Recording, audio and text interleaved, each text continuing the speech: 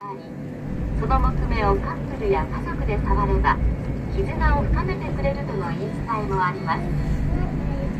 自然の造形物も恋の行方を守っているのでしょう。八重垣神社では夫婦椿や夫婦杉が凛としてそびえていますし、玉造温泉にある玉造湯神社には願い事を叶えてくれると評判の高い自然石願い石が鎮座しています。またここ白鳥郷に据え付けております縁結びの鐘もその一つです。